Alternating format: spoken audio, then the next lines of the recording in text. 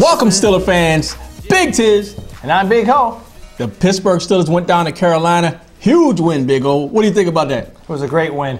What upset me the most about the game on Sunday was that Tony Dungy, ex-Steeler, picked the Panthers to win that game. Well, what he didn't realize is what the Steelers are working on all cylinders, baby. This is a well-oiled machine, especially on this night. Everybody is starting to look like they're starting to try to get into that season form where they're supposed to be in. Granted, it's one game, but you got to start somewhere. That's right. It's not like they came into Rich Stadium or Ralph Wilson Stadium and played the Bills or some other sorry team. They went into Panthers down in Carolina. Panthers were 2-0. And the Steelers were 1-1 coming off a horrible loss to the Ravens. Exactly. You know what? There are a lot of things that played into this game, especially like they had injuries where D'Angelo Williams was out. Stewart got hurt in the game. There are a lot of things going on in this game. We're going to talk about that a lot in the show. So, but the Pittsburgh Steelers went down there and took care of business the way they should have. Beat the teams that you should beat, and if you go another level and you beat the team that's really above where you're playing right now, that's even another plus. Well, Sunday night was the perfect night to hit the Carolina Panthers, and I'll tell you why. For a couple reasons. Cam Newton injured ribs. We threw some sauce on them ribs, and we ate them up. Oh, yeah. Also, Steve Smith is not around for the Ravens, and they have Jason Avant, like you just alluded to, no running game, and the rushers they did have in the backfield were injured. Exactly. And so this is a great opportunity for the Steelers to jump on this, in which we did, and we went away victorious. Exactly. Huge win what the Steelers needed. But you know what? More on this win with the Steelers down in Carolina. I'm going to head out to Joe Laurie doing his thing out there, giving us some Steeler info. What's going on there, Joey?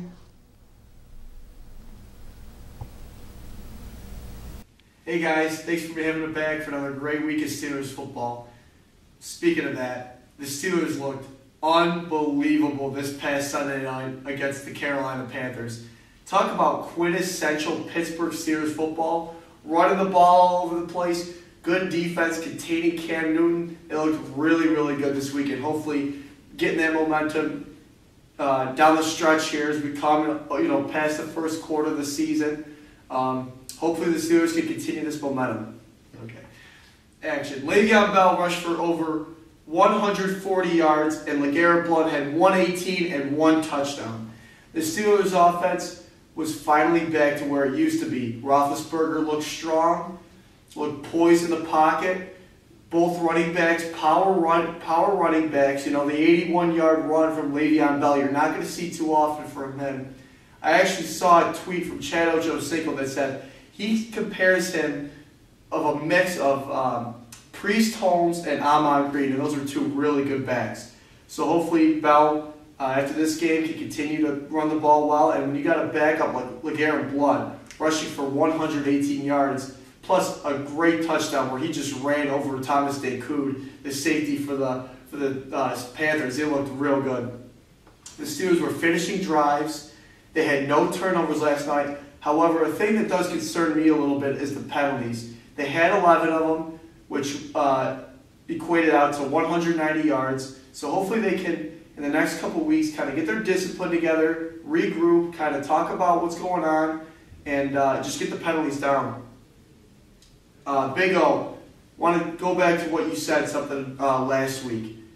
You said that the Steelers, when they played the Redskins, RG3's rookie season, everybody was kind of up in arms, like how are we going to stop RG3? And I talked about how dynamic Cam Newton is last week. And you called it. The Steelers killed the Redskins, and they put a shellacking on the Steelers, or on the Panthers this week, and really containing Cam Newton. I know he threw for over 250 yards, but he didn't get out of the pocket. The run defense was unstoppable for the Steelers. I thought they did a great job, especially with a guy who I like a lot, Mike Tolbert, who had 3 rushes for 4 yards. So the Steelers' run D really, really came to play this past week. There were, however, 3 injuries on the defensive side of the ball to be concerned about. Jarvis Jones, who left the game with a wrist injury. Rookie linebacker Ryan Shazier, who's been really, really, really solid and stout for the Steelers this year, left the game with an apparent leg injury, and after the game was seen with a walking boot on, and also the gruesome injury to cornerback Ike Taylor, who broke his arm, and I am actually getting word in the past couple hours that there's a chance he might miss the rest of the season. Next up for the Steelers is the 0-3 Tampa Bay Buccaneers. I know that they looked really poor on Thursday night against the Falcons, but this is the NFL. Anything can happen in the NFL. And I mean, just look at the Buffalo Bills, who were 2-1 this season and look pretty good. I mean, every team is pretty solid this year. So you can't overlook them and take them as a cupcake, because they are professionals and they do come to play week in and week out.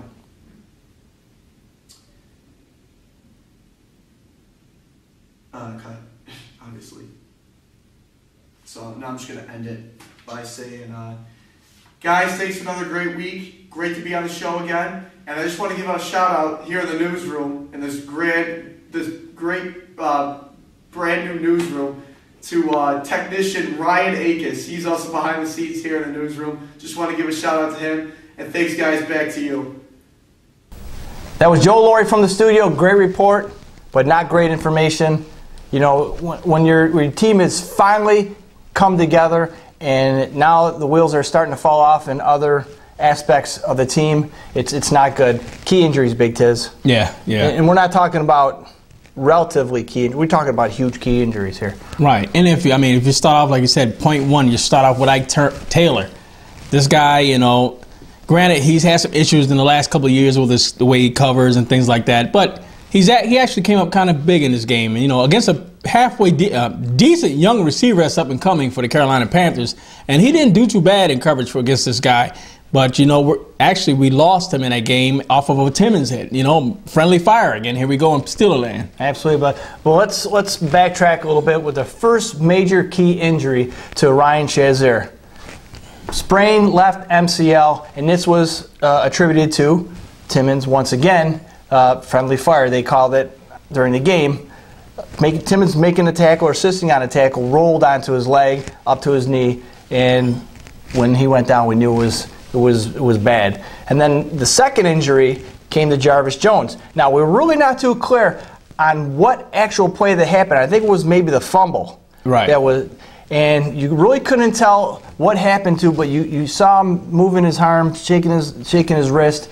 And what the reports are right now is that he may have broken his wrist. He may need surgery, Big Tiz. And wow. if that's the case, if there is surgery involved, it looks like he's going to miss the whole season. Yeah, see, and that's the thing about with the Steelers and the injuries. It's like the defense is finally seem like they're getting to a point where they're starting to turn a corner, and you have things that happen like this. But you know what? To be a resilient team and a winning team, you have to do the things that, you know, you have to get past these hurdles. And these are some of the things that happen, so we have to find ways to get past it. Yeah, and exactly, you made a good point. Overcoming hurdles and boundaries, just like any kind of track meet where you're handing a baton. That's what Pittsburgh and the Steelers in the past were famous for. A big player came up injured, somebody would fill the shoes. And you know what, folks? The backups or the people filling the roles really aren't that shabby. I mean, these guys who are backing these players up can be starters on any other team. Like, take, for instance, Arthur Moats from Buffalo. Another great player that the Bills released and let him go. Don't know why. But you know what? Pittsburgh picked him up, and he is true to the scheme, the 3-4 scheme, the pass rushing, the middle linebacker up the middle, the run stuffer. So him on the bench is kind of like useless to the Steelers, but now he's in there playing. And Willie Gay coming in for Ike Taylor. Right. I don't know if you want to if they're quite comparable. We know what to expect from each player, but Willie Gay, I do believe, has more speed and more agility than Ike Taylor. Ike Taylor uses the mental aspects of the game and his maturity level and being in the league for so long. Right. You know, cutting corners and knows what to do, and that's great. But that's how you get burned sometimes. Exactly. But with Willie Gay's athletic ability and maybe playing more and more games, that would make him a better player.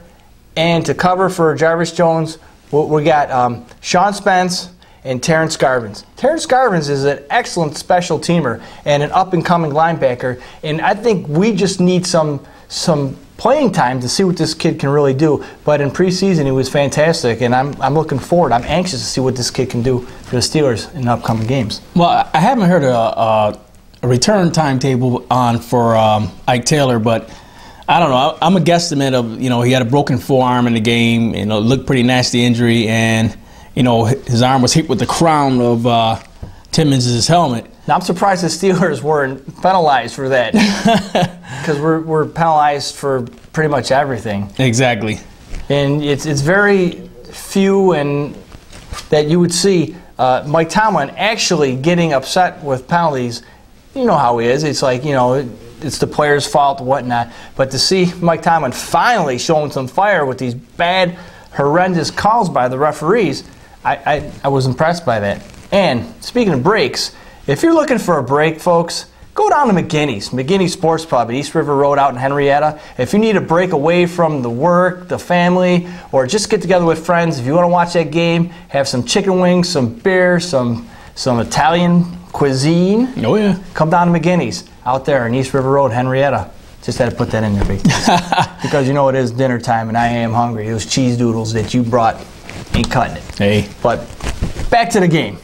Yeah, like I said, with all these injuries covered, I believe the Steelers can be a resilient team to try to make a comeback from these, but they have to still play with that tenacity what they did against the Carolina Panthers, putting the heavy pressure on Cam Newton, and that's the main fact. I don't care how good of a defensive back you are, but if you can put heavy pressure on someone from that front, it's going to make your job in the back so much easier, because he won't have enough time to focus on receivers downfield. And that's kind of what happened in this game against the Carolina Panthers. That's right. Hey, Big Tiz, I think it's time to pay some bills. We'll go to commercial. When we come back, we're going to go with game highlights and the stats from Sunday's game against the Panthers. We'll return after this commercial break.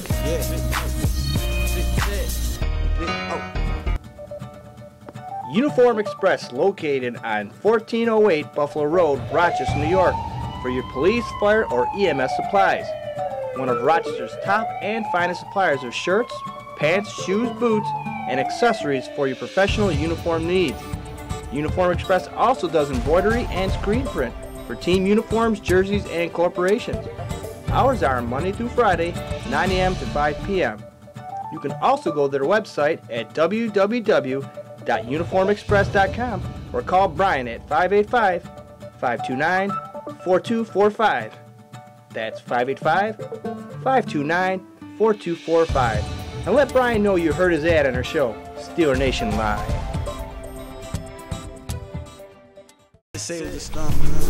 Welcome back, Steeler fans. Big Tiz. There you go. We're going right over the game stats from that game versus the Panthers. Pittsburgh really putting up some phenomenal numbers, and it's numbers that have to be admired, especially with the problems the Steelers were having on actually both sides of the ball, but the offensive side of the ball, which the play was offensive. Right, Big Tiz. It didn't start off good early, hitting 3 field goals, take a 9-3 lead when you want touchdowns. But there are a lot of, we all make mistakes, and the Steelers are well known for penalties. But Tiz, in the first quarter alone, I think it was the first quarter, I think we had 7 penalties in the first quarter, via holding or movement penalties. But 75% of those calls were ridiculous. Yeah, I don't know if the refs are still in preseason form themselves, but there was a lot of laundry on the field that night, and it was just painful to watch, and especially as you noticed that a lot of things kept the Steelers from advancing the ball. And like Mike Tomlin always preached, he said, we only kill ourselves. Oh yeah, we were doing a good job, but not as much as we usually do.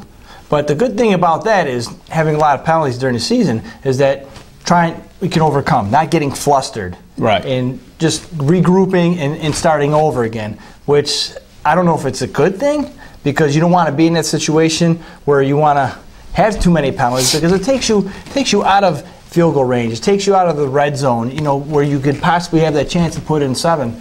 And I tell you, coming into this game after that horrible loss to the Ravens, playing a 2-0 team at home, did not look good on paper, Tiz. No, like you said, Dungy picked us to lose. Everybody, a lot of people picked us to lose. Even me and myself, I had heavy doubts that the Steelers were going to pull this game out. I didn't.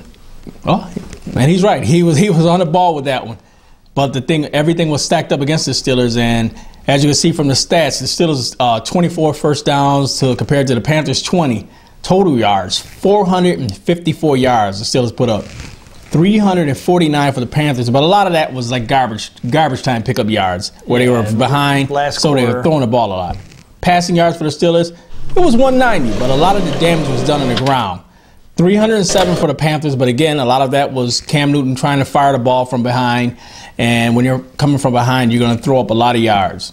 Rushing yards for the Steelers, 264 yards rushing as opposed to 42 for the Panthers. Well done for the defense. Now, does that number ring a bell, Tiz? 264 downs, you mentioned it. I believe that's the total yardage that we had in all preseason games. I could be wrong. The numbers could be close. But in that one game, I think that's the total rushing yards that the Steelers had out of all 4 preseason games. Just had to based on that. And if you look at the penalties for the Steelers, 11 penalties for 91 yards. 11 penalties. That's too many penalties in a game. But like I said, Tiz, that 7 of them happened in the first quarter. Right. So we got a little better down the road. But still, when you see that, usually you don't win the ball game. Exactly. You're penalized 11 times. Well, the Panthers themselves, they hurt themselves with a lot of penalties. 7 penalties for 105 yards. So, I mean, we both were like doing self-inflicted wounds here with the penalties on each side. Turnovers, Steelers, 0. Goose eggs. Unbelievable. Every game I'm looking for the Steelers at least to have some late turnover or something happen.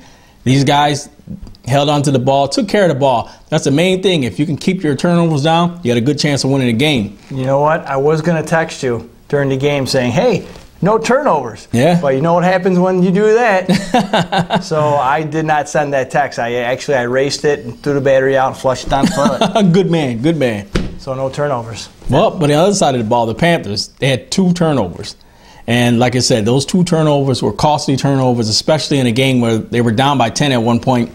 And I think it was a punt that they punted off to their punt returner, and he fumbled. He was stripped and he fumbled, and we recovered in the end zone.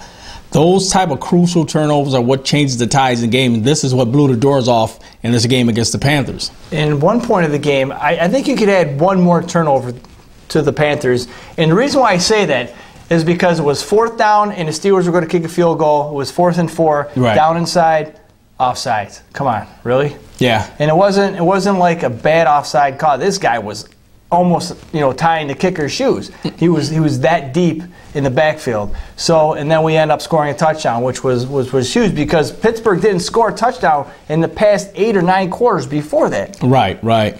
So it was getting kind of ugly there. But like I said last show, Big Tiz, the Steelers need that one play. And I know the punt was later in the game, but as the momentum's rolling and the Steelers are really doing what they're supposed to be doing, and you throw that in there, that was the play that I think that's going to push this season, turn it around for the better. And if you look at the time possession for the Steelers, 34 minutes and 39 seconds to 25 minutes and 21 seconds for the Carolina Panthers. A lot of that was, like I said, ball control, keeping the clock going, and that is how the Steelers used to win games. That's how we used to grind out games. And right there, this game is a microcosm of how they should make every game that's coming down the line approach it the same way. Every aspect of that game, they played a perfect game on both sides of the ball. Now, if you look at the timeline during the game, the 3 major injuries to the Steelers happened during the first 3 quarters. Now, don't forget, we had to play a whole 4th quarter with the fill-ins, and I think they played admirably. Yeah.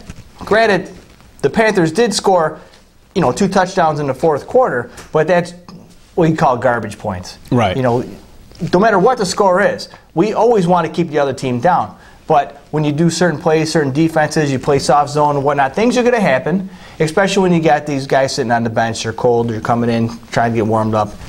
But still, no excuse. You know what I'm saying? Oh, yeah. I mean, a beautifully played game for the Steelers. Roethlisberger, 22 of 30, 196 yards, 2 touchdowns to Antonio Brown.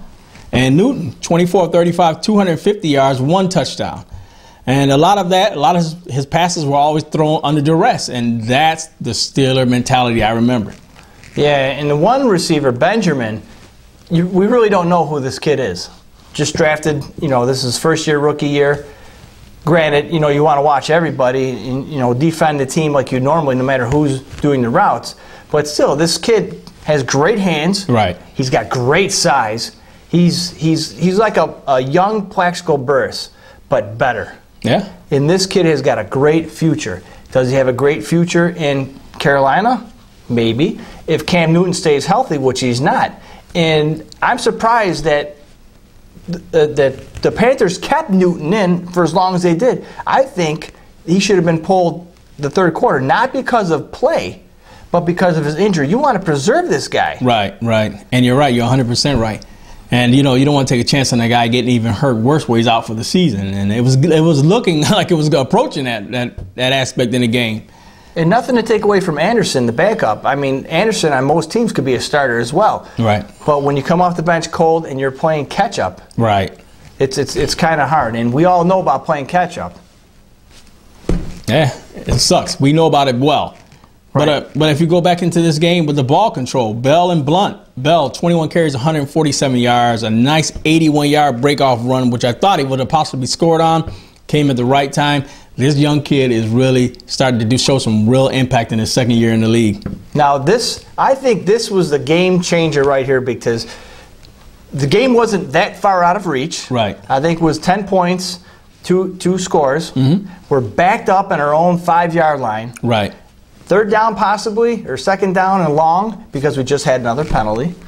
And this right here, this is where the Panthers could have overturned the game. On the one pass that I think Roethlisberger had before that, pick six all the way. Right. You don't throw across the field, which you got a couple of yards on that. And then the handoff straight up the middle. Great blocking. DeCastro was phenomenal during the game.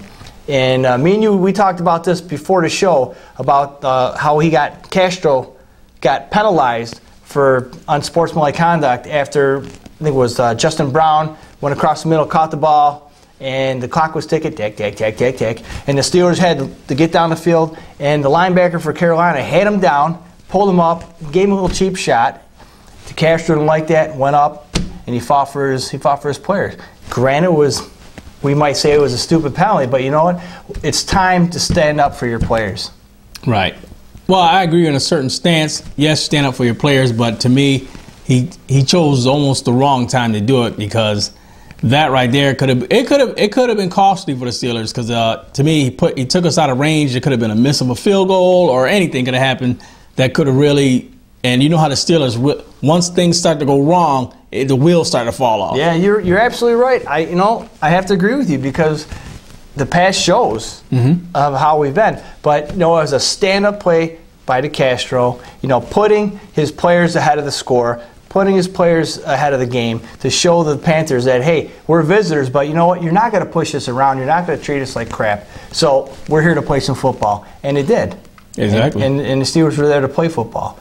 And getting back to the running game, I don't know if you touched base on the yards rushing. 42 yards total rushing for the Panthers. Granted, we already talked about their injury problems in the backfield, but this is how the Steelers were holding him, forcing Cam Newton to throw. Right. And by doing that, putting the pressure on Cam Newton and not necessarily sacking him. I think we had 3 sacks, but the pressure that we put on him and the amount of times that we hit this guy, knocked him all over the field, he should have been gone by the third quarter. Right. And I don't know the injury status on him, because he didn't leave the game late in the fourth quarter. Yeah, he didn't look good.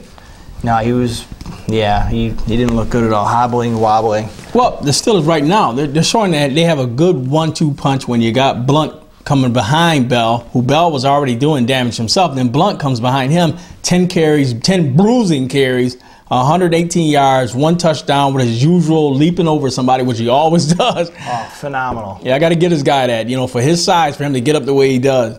This guy's a great runner, great pickup for the Steelers. Maybe he should get a hold of Antonio Brown and show him how to do it. Exactly. I'm just saying, Big Tiz. But But also, Antonio Brown, speaking of Antonio Brown, 2 touchdown catches, 10 catches, 90 yards. This guy, year in and year out, like I said, he's a phenomenal receiver. We sweated when we lost, all the younger receivers, Cotry, and it goes down the list. Miami's got our receivers. You keep going down, yes, go down the list. And this guy still puts out. Yeah, and Cotry, who wasn't active for the game on Sunday because due to injury, plays for the Panthers now. He left down there. What are you going to do?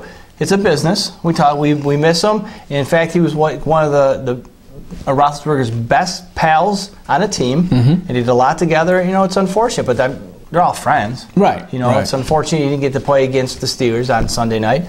But, there's other receivers up and coming, like you mentioned, Benjamin, tight end, Greg Olsen, who had a huge garbage touchdown at the end of the game. Right. And for you fantasy folks out there, and it's affecting me as well, Heath Miller, it's like a double-edged sword with Heath Miller. He was the go-to guy for Ben Roethlisberger when it was third down, short and long, whatnot. He was go-to guy. Great fantasy pickup.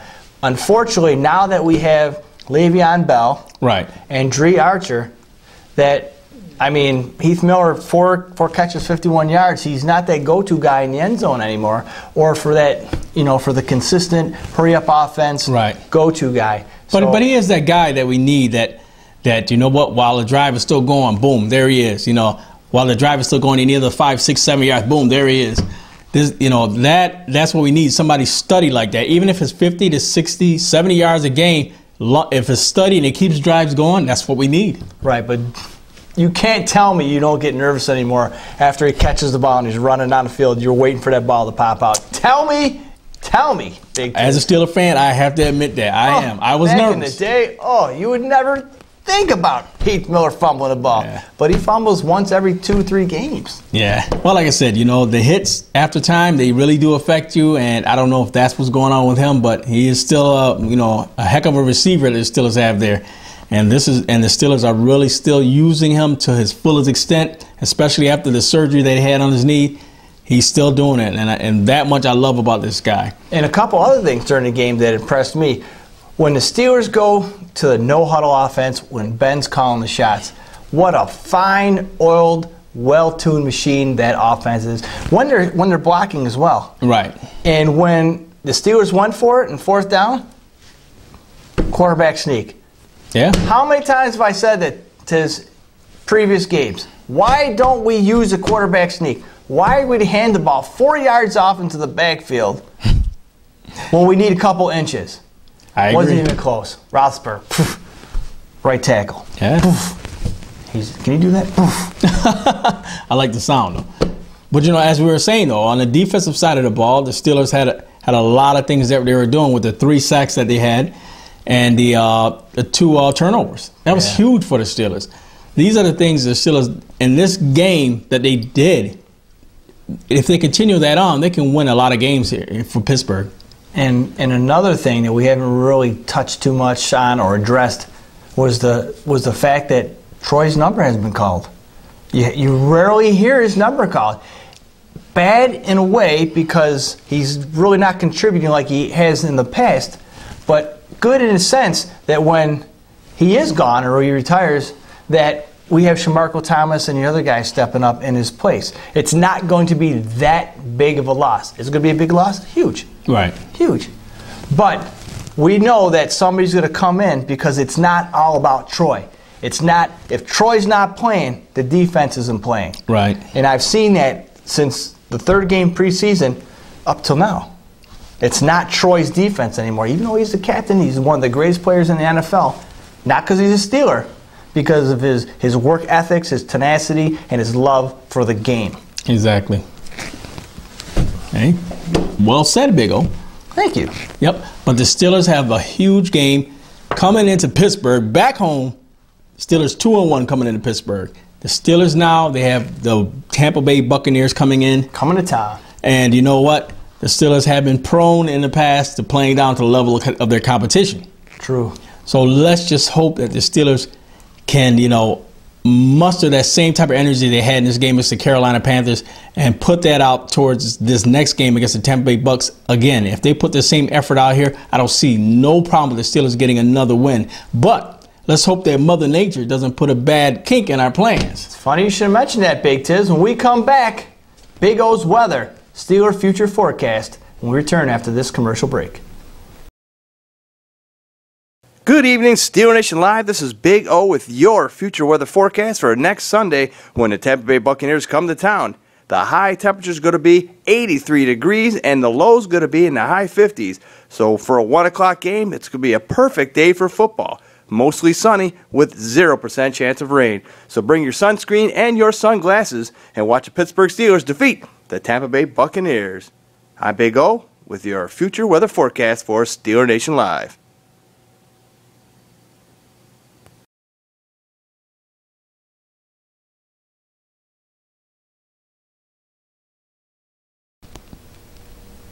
Welcome back, Steeler Nation Live here in Rochester, New York. I'm Big O. And I'm Big Tiz. And we already talked about how we dismantled the Panthers, how we finally came to what the Steelers have been known for in the past, running the ball and throwing when we had to, and coming up, Big D, coming up with big numbers and a big win. Now we have Tampa Bay Buccaneers coming, another South Florida team coming in. Right, and the Steelers have to be ready for this game. This can be one of those sneak up on your games. Granted, they lost last week to Atlanta Falcons 56-14, but you know what? That's why they play these games, because every week can be something different.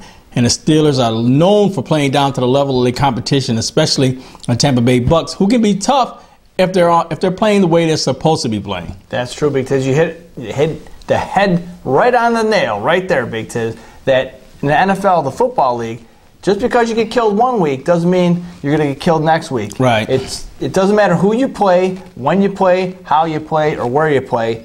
It happens at game time when you play. Exactly. So it doesn't matter. They could have lost 100 in 56-14. Doesn't matter, because you know what? This is a new week, different team.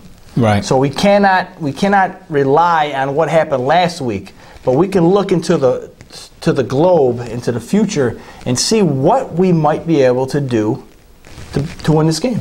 Exactly. Well, some of the keys that I think to the Steelers actually winning this game against the Tampa Bay Bucs is the Steelers coming in with the same mindset that they came in against the Carolina Panthers, hungry.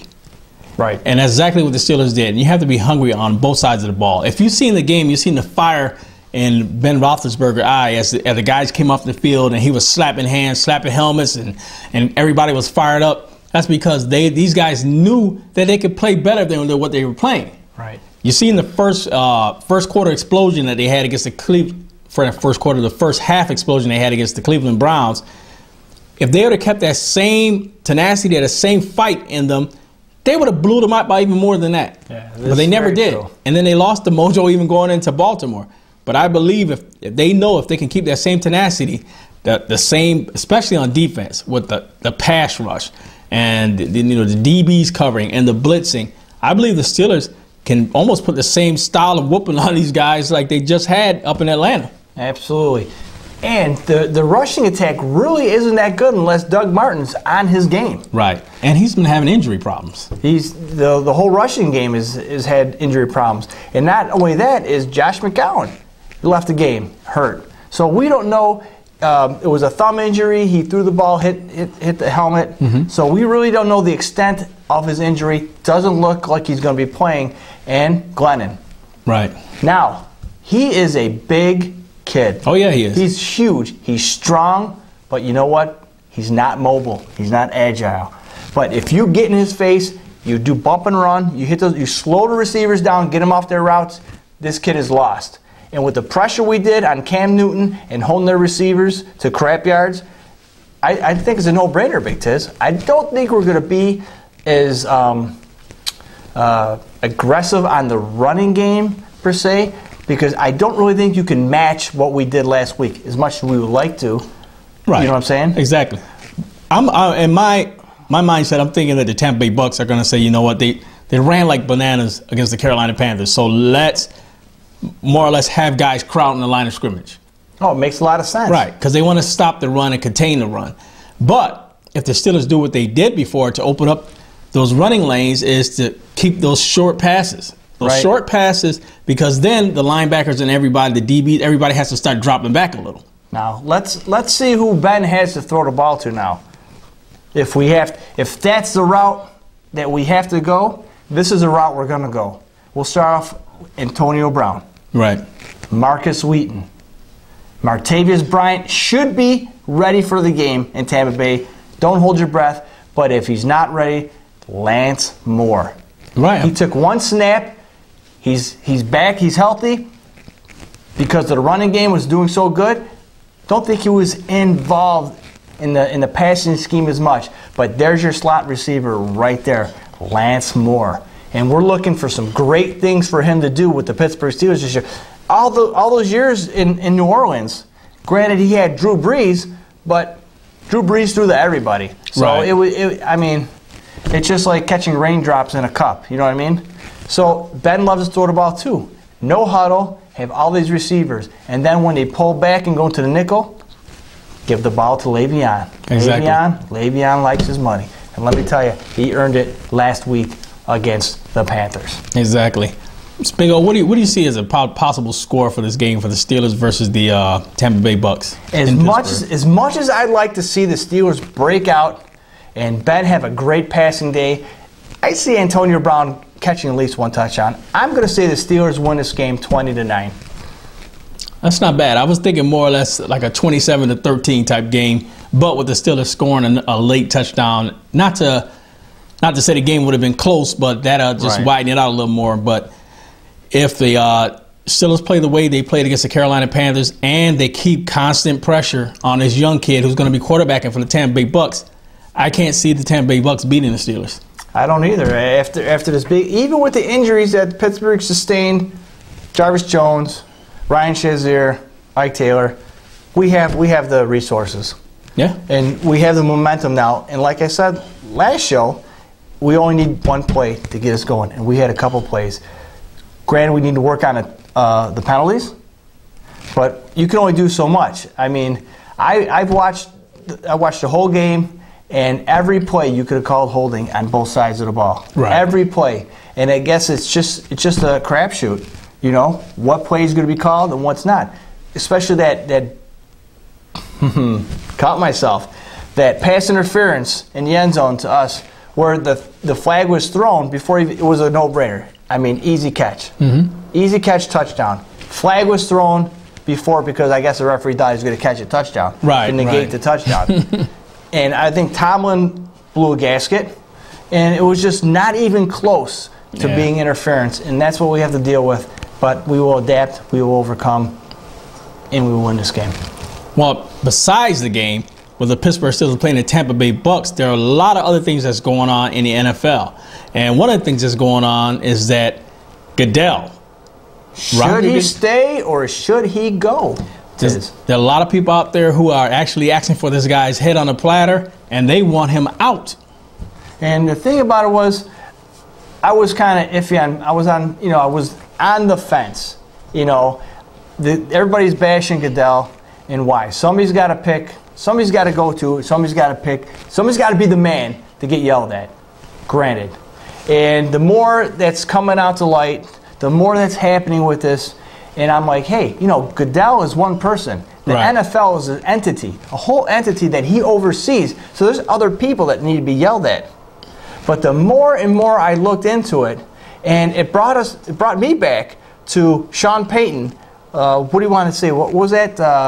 For the New Orleans Saints. For New Orleans Saints, for the headhunter gate or whatever, where players are getting rewarded for taking people out. Right. And I remember distinctly when Roger Goodell suspended Sean Payton, coach of the Saints, for a whole year, that his plea was ignorance is not a defense. And Sean Payton was saying, hey, I didn't know this was going on. Right. Whether he did or whether he didn't, that was irrelevant to the commissioner. Right. Now, we're looking at the same thing. Goodell, I didn't know this was going on. I didn't know there was this tape. I didn't know this. I didn't know that. But here we go. It's a double standard. I mean, he's being a hypocrite because he was ignorant to the fact of what was going on as far as domestic violence and all the other things that's going on, child abuse. Right. You know, he was ignorant to that as well. Should he be suspended? But who's higher than him?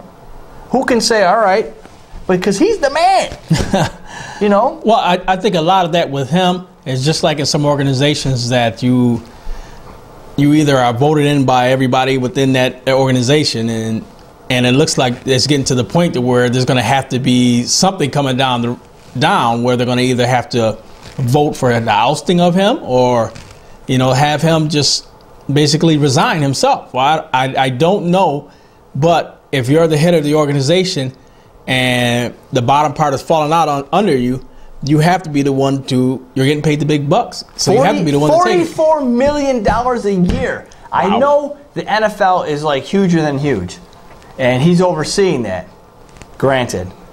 But it's just, what gets me is that the whole time for the past week and a half, we did not get it right. That's what his defense is. We did not get it right. Well, it's time to get it right. It's time to take everybody underneath you, and it's time to resign. It's time to throw in the towel. It's time to do something else. You did not get it right. I'm glad that you can see this. Right. Now, fix it. Get out. Let somebody else do it. Get a whole board in there. Get everything down. And domestic violence, child abuse, it's a disease. That's my opinion. All right? It's my opinion. It's a disease. Just like if you were a crack addict or cocaine junkie, you're in the NFL. It's really not the NFL's job to oversee your life, but when it interacts with your job, you need help. You need counseling. You need to try and get better. You can't tell Adrian Peterson you're banned for life because you beat your kids. All right? You say it's discipline. I say you're beating your kids. It's child abuse. Right. All right? Let's get to some kind of medium and say we know we have a problem. We know we have an issue. Let's fix it. By throwing him out of the league, is that fixing a problem?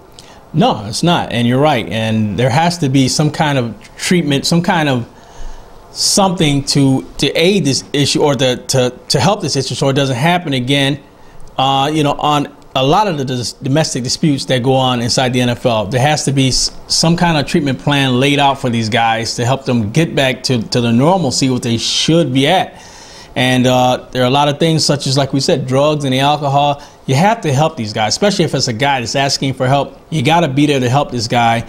And in turn, you can possibly make this guy into a productive person, into a productive player. You hit the head on the nail again, Tiz. It's not only a productive person in the NFL, but a productive person in society. Now, when you take a person who's beating your kids, beating your wife, beating everybody, obviously you have anger issues, let's make this person better so people can look up to, like an Adrian Peterson. He's a great football player, but you know what? I want him to be a great man.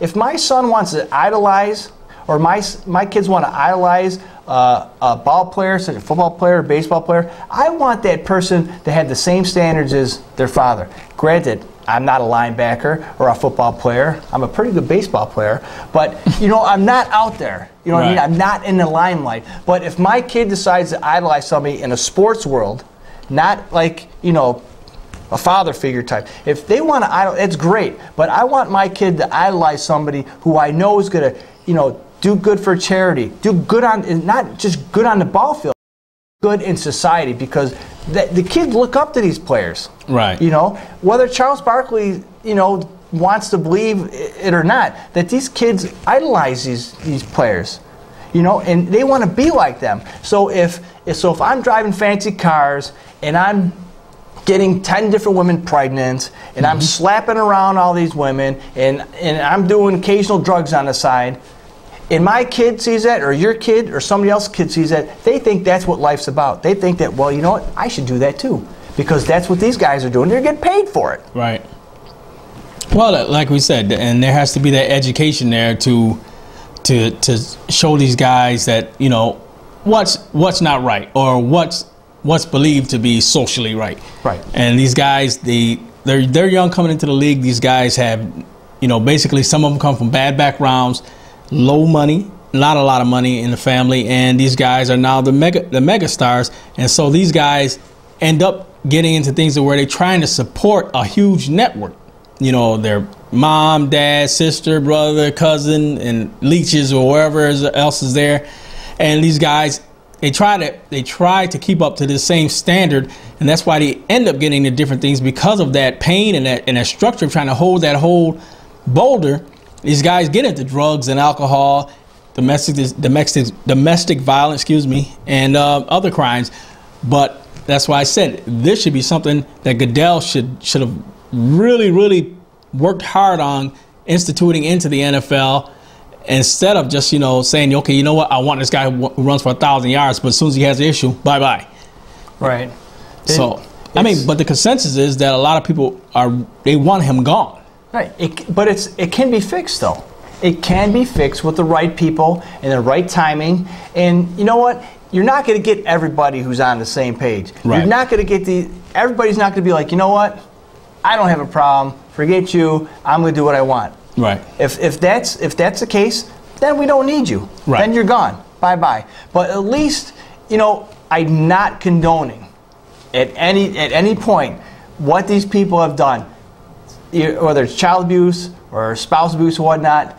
I'm not saying, hey, give them another chance. Right. You know what I'm saying? I'm saying is get these guys help. Let them be the men that they're supposed to be, the leaders, not just necessarily role models, but leaders. Right. And what these young kids in our future is looking up to, try and give them the help they need. Drug and alcohol rehabilitation, domestic violence, anger management. We talked about this years ago when we first started our show, because we used to have, I don't say we used to mock it, but we used to have the categories, how many players got arrested and why. Right. Remember that? And we hit the topic about these young players, like you hit on it a couple seconds ago, they come out of poor families, never had a dime to their name. Now they're getting millions and trillions of dollars. They don't know what to do with the money. They want the glitz, the glory, the fame, and what comes with that. Right. Bad things if you're not doing your job well. Counseling. As soon as these kids get them out of college, give them counseling. Let them know this is what the NFL's there for. It's not for just a paycheck or to play football on Sundays. This is a way of life, and this is what the NFL needs to do to get this black cloud out of here. Yeah. To get the black eye. Put a stake on it. Put some ice on it. It can be fixed. But I'm shocked that an organization this big as the NFL does not have in place any kind of resources for these young men to turn to in crisis, in need. I have 7 kids, 6 mothers. I don't know what to do. I'm crazy. I turn to recreational drugs. It's getting bad. It's getting out of hand. But you know what? I scored 3 touchdowns last week. Right. I mean, the NFL is not going to be around forever. Exactly, and you're right about that. What is your final thought on Goodell? Should he stay or go? I think he needs to go, and I'll tell you why. Not because of he handled it wrong. He realized that there's a problem, and that's the first road to recovery. Realizing you have a problem. We got it wrong, and he's not pointing a finger. My associate got it wrong. The NFL we got it wrong. Great, it's awesome. Step down. Let somebody get in there. We know a board, an ethics board, or whatever you need. Get a whole new crew in there. Start something, and you just can't backtrack. Okay, we implemented this because of this person, but a couple weeks ago this player did this. Come on, we need to get on one sheet of music. Right. One sheet of music, because if you're not, the song's going to be crap. I agree. I agree. You not agree? I agree. I think he should go. Hey guys, you know what? Like we said, Goodell is a hot topic out there. A lot of people have been trending about this guy, whether he should stay or go. Text us your thoughts here on www.stillanationlive.net. And you know what? There you can see, of course, the host of the show. And that way you can send all your thoughts to us at BigTiz@stillanationlive.net or Big O@stillanationlive.net. Guys, we're going to go right to a commercial break. When we come back, we're going to give you our final thoughts for the night. Next up on Still a Nation Live.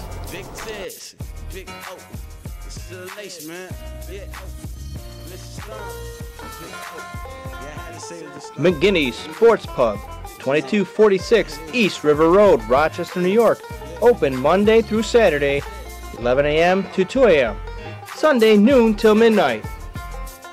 McGinney's is a sports pub featuring fine lunch and dinner. Whether from the menu or the chef's daily specials, there's always something great to eat until 11 p.m.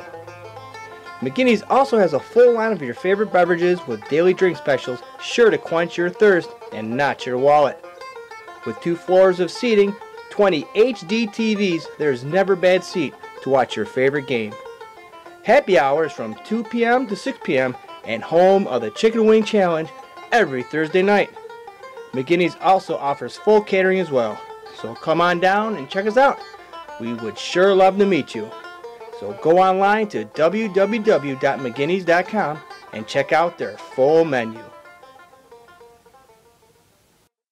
Welcome back, fans. Still on Nation Live. Big Tiz. I'm Big O. Guys, we're going to give you our final thoughts for the night.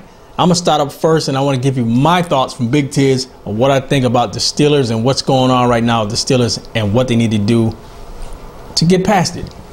Right now, I think the Steelers are in a position to where they got to go all out. And when I say all out, it's early in the season. You got a lot of injuries, so we need players that have been playing behind and playing in the shadows for the Steelers to step forward and go all out and show what they can do, especially when you got players that are aging like Polamalu. But this guy is a heck of a field general, and this guy can sit there and tell the younger players what to do, mature them, and he's been doing that a lot with some of these younger players as we go along. But you know what?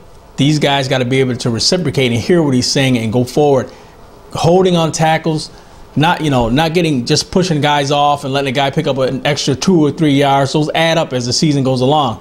We need these younger players to step up.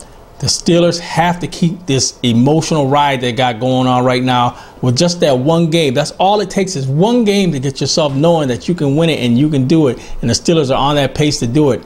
So next week against the Tampa Bay Bucs, the Steelers will win this game, and they will win this game by playing the same mentality as they did against the Carolina Panthers. So chalk it up for another win for the Pittsburgh Steelers. Wow. How can you follow that? But before I start, Cameron Haywood. You don't chest bump this guy. I don't care if you're Joey Porter or not. You got to put Big Tiz is going to put that video in there. If you missed it last night, it was hilarious. When's the last time you see Joey Porter get knocked on his backside? That was great. You got to put that in there. You know what I'm talking about. So look for that in the after I get done talking. But anyways, folks, we've seen it in the Cleveland game. We've seen it Sunday against the Panthers. The scary part would have been if we had not seen this play in the Steelers this year. Then the doubts, the 6 and 10s, whatnot. But the Steelers can do it. They've proven they can do it. First to start off with a half. Now we got pretty much a whole game. I would say 3 quarters, to be honest with you, because the first quarter was kind of crap against the Panthers. But it can be done, even with injuries. As long as the Steelers play Steeler football, running the ball, throwing when you have to, big defense, big plays on special teams, getting turnovers and not turning the ball over. The penalties, we absolutely need to work on those. Averaging 9.5 penalties a game so far this year is not the way you want to go. As long as we don't turn the ball over, I guess penalties really aren't that bad, but yes, we need to work on those as well. Once that is achieved, we take game by game. We don't look 3 games down. We don't look to when we're playing the Ravens next. We don't look to when we're playing Cincinnati 2 games in December. We look to see who we play next week, and we focus on that. Once we do that, we will achieve greatness. Run the ball. Let Ben throw the ball. Let Ben do the no huddle. Do some play action. Do some end around. Do some. You want to see? A flea flicker. I want to see a flea flicker. I want to see a double end around reverse. That's what I want to see. I want to see another fake punt. I want to see the Steelers mixing up. I want whatever side goes out there via defense, offense, or special teams, I want the other team to be guessing. What are they going to do? That's how you win ball games. That's how you do it, folks. And we proved it Sunday against the Panthers, went into Carolina, and we showed them what a 1-1 team can do to a 2-0 team. And we are going to do that at home next week against Tampa Bay Buccaneers when they come to town. Beautiful, beautiful. I love it. I love it. There you go, fans. You have it. Another show in the books. Still a Nation Live. Week 3 in the books. Get ready to start week 4 of the NFL season. And another great show from Big Tiz and Big O. So till next time when we see you on Still a Nation Live, I'm Big Tiz. Not Big O. See ya. Don't forget, Otto Tomatoes. Love it. Love you, Sal. McGinney's. East River Road, Henrietta, Rochester, New York. Go out there, watch your Steelers play with the Rochester, Pittsburgh Steelers. Very cool.